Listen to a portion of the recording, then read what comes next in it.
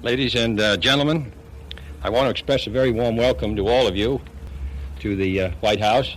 I can't think of any group that are more welcome here today, any other day, and in some ways have a more distinguished claim.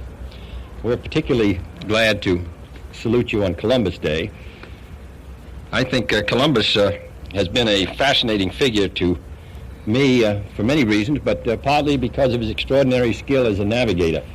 Admiral Morrison, who was our great naval historian, as you know, once followed Columbus's trip, and he found that following Columbus's diary that every marking along the Caribbean and the Central American coast as recorded in Columbus's diary was found to be exact with all of the modern instruments of navigation we now have about 10 years ago.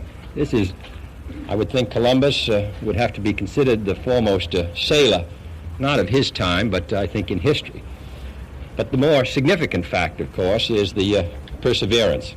As Secretary Celebrezzi was saying, the second voyage, I suppose, may have been more difficult speaking as a sailor, and in the third one more difficult even than that, particularly the exploration of the Central American coast.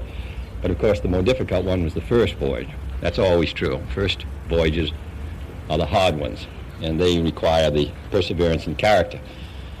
And I think that's a good lesson for all of us today as we attempt new things.